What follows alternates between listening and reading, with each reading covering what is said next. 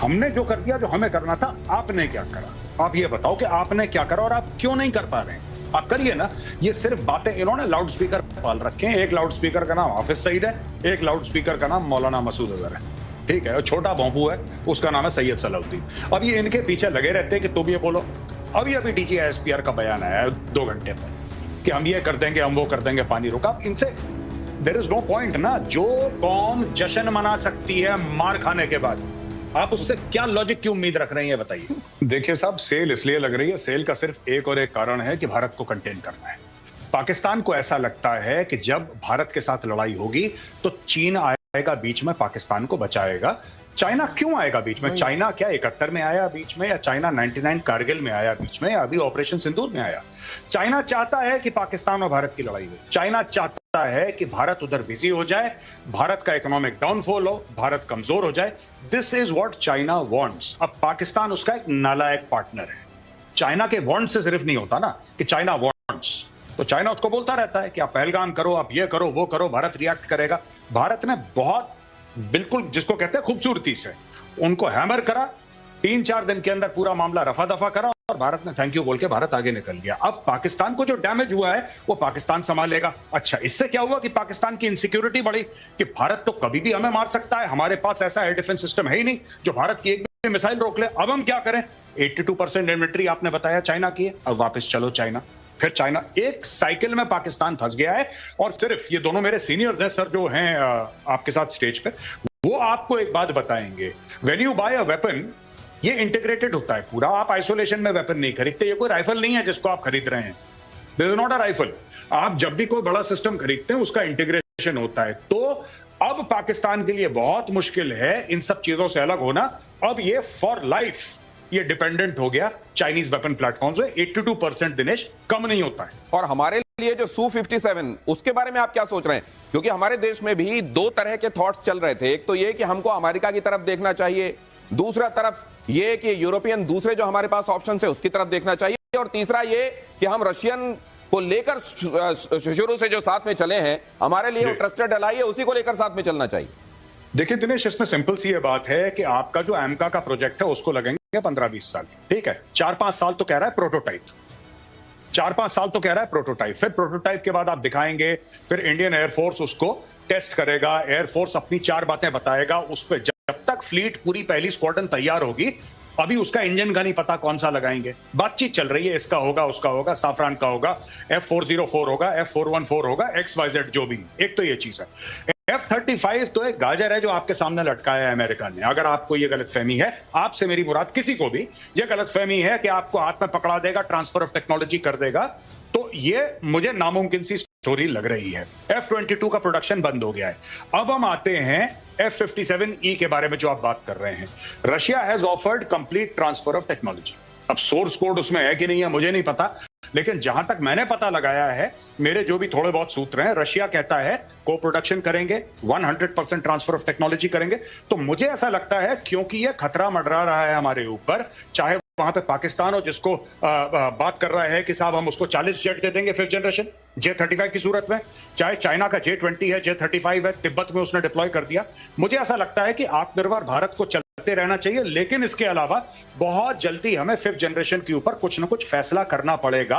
अब it is not like business as usual. और आपने जो इंटीग्रेशन की बात की थी, वो तो कल आप लोगों ने स्पष्ट कर ही दिया था कि आपको ये एक तरीके से उड़न खटोला खरीदना है तो खरीद लो, अगर आपके पास मिसाइल वो नहीं है, वो एक्सपोज हो गई जो आप इसमें लगाने वाले थे, तो करोगे क्या इसको लेकर? ऑपरेशन सिंदूर पर बोले गृहमंत्री अमित शाह, हमारे जवानों ने 100 किलोमीटर अंदर घुसकर दिखाया पराक्रम, हमने आतंकवादियों के अड्डे तबाह किए।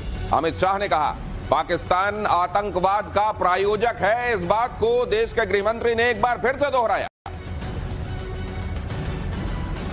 8 तारीख को केवल और केवल पाकिस्तान में बसे जैसे मोहम्मद हिजबुल मुजाहिदीन, लश्कर तैयबा और उनके हेडक्वार्टर, ट्रेनिंग कैंप और एक प्रकार से भारत में आतंकवादियों को घुसपैठ कराने के अड्डे को तबाह किया। हम मानते थे कि इतना इनफ है और हमने तो हमला आतंकवादियों पर किया था, मगर पाकिस्तान ने साबित कर दिया कि जो आतंकवाद यहां पर है वो पाक स्पॉन्सर है। पीएमएलएन की नेता मरियम नवाज ने एक सच्चाई उगली। भारत ने 6 से 9 मई के बीच, माफ कीजिएगा, 6 से 9 मई के बीच में ताबड़तोड़ हमले किए। भारत के हमलों से पाकिस्तान को बड़ा नुकसान पहुंचा। मरियम नवाज ने यह बात स्वीकारी। वही उस तरफ से कबूला जा रहा है। यही तो बात है। हमारे यहाँ शायद कुछ लोग विश्वास नहीं करते हैं, लेकिन दिनेश, ये पक्की बात है कि वहां हमने हमला ही नहीं किया, वहां डिस्ट्रक्शन किया। जो उनकी 11 एयरफील्ड्स थी, उसमें जो टोटल नुकसान हुआ है और सब मिलके आ रहा है, वो $4 बिलियन के आसपास आ रहा है, US डॉलर्स के आसपास। और मिली भीख में कितना है? 2.6 और समथिंग। आप इमेजिन करिए, जितना मिला नहीं उससे ज्यादा नुकसान हो चुका है। वापस कैसे आएगा? और ये जो कह रहे हैं, आप देखिए, ये इनकी जो बात है कि हमने कर दिया और हमने दिखा दिया, बचा लिया, फील्ड मार्शल बन गए या फील्ड मार्शल बन गए, ये सारी चीजें आउट ऑफ कॉन्टेक्स्ट हैं। और आपने जो फिफ्थ जनरेशन की बात की थी, उसमें एक चीज मैं जोड़ना चाहूंगा। 4 चीजें होती हैं जिसको देखा जाता है फिफ्थ जनरेशन एयरक्राफ्ट में। पहली चीज इंजन पावर। इंजन पावर में F-35 जो इनका J-35 है, उससे Su-57 जो है कम से कम 1.5 गुना ज्यादा पावरफुल है।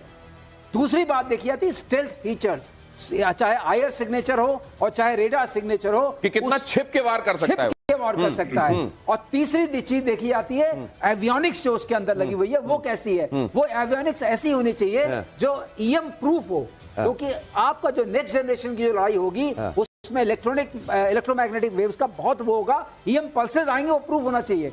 और चौथी बात जो आती है वो ये आती है कि आप कितना कैरी कर सकते हैं मिसाइल्स वगैरह। मिसाइल जो F-35 में, जो J-35 में कैरी करने की बात कर रहे हैं, वो वही सेम PL-15 है। अगर वही PL-15 दिया उन्होंने पाकिस्तान को, तो उसका हर्ष देख। थोड़ा सा विषयांतर ये हुआ कि ये जो आतंकवादियों को घुस के मारा गया, वहां पे ये पूछा जा रहा है पाकिस्तान में, वहां की संसद में सवाल उठाया जा रहा है कि इतना अंदर आके वो मार के चले गए, ये सवाल कौन उठाएगा? कर्नल साहब, अब जाके इनको होश आया। गुड मॉर्निंग हुई है। हमारे होम मिनिस्टर ने ना एक बहुत बड़ा तंज और टॉन्ट कसा है कि हमने 100 किलोमीटर जाके, ये तो पाकिस्तान बोल रहा है कि 100 से ज्यादा आप अंदर आए थे। आप सोचिए, ये वो वाली बात है। और ज्यादा बड़ी बात ये भी है कि जिस तरीके से वो बोल रहा है ना बिलावल कि रात को कौन आता है, आपके पास नाइट फ्लाइंग कैपेबिलिटी नहीं है तो मैं क्या करूं? पूरी दुनिया में है, आपके पास नहीं है। आपका पायलट ट्रेंड नहीं है, आपके ड्रोन के पायलट ट्रेंड नहीं है, आपके मिसाइल के जो लोग हैं वो ट्रेंड नहीं है, आप नहीं आ पाए। और मैं तो कह रहा हूं, चलिए कोई बात नहीं, अगर आपको यही मुबारक है तो ये आपको ट्रेलर दिखा दिया गया है। दिन हो या रात हो, हम आपको 24 घंटे आज के बाद इस खौफ में रखेंगे कि हम कब कहां कैसे आने वाले हैं। आधी रात को भी चैन से सोने नहीं देंगे, और कोई जगह ऐसी पाकिस्तान में नहीं है जहां तुमको हम चैन से रहने देंगे। पीएम मोदी की चेतावनी से पाकिस्तान में खलबली मची हुई है। शाहबाज ने विश्व समुदाय से मदद की गुहार लगाई है। पाकिस्तान ने कहा, भारत के आक्रामक रुख पर दुनिया गंभीरता से ध्यान दे।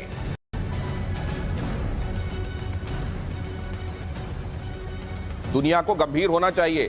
साथ में जब तक वर्ल्ड फ्रेटर्निटी, ये देखिए पीएम की मोदी की चेतावनी से पाकिस्तान में खलबली, विश्व समुदाय से किस बात की गुहार लगाओगे?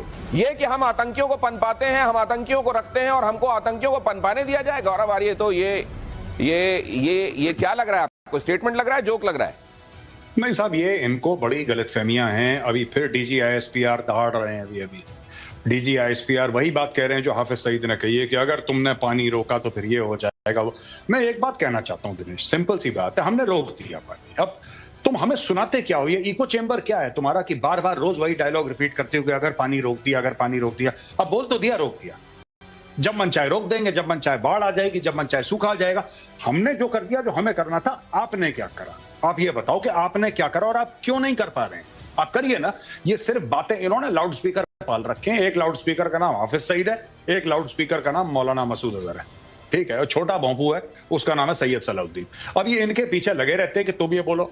अभी DG-ISPR का बयान आया है 2 घंटे पहले कि हम ये कर देंगे, हम वो कर देंगे, पानी रोका। अब इनसे देयर इज नो पॉइंट ना। जो कौम जश्न मना सकती है मार खाने के बाद, आप उससे क्या लॉजिक की उम्मीद रख रहे हैं, ये बताइए।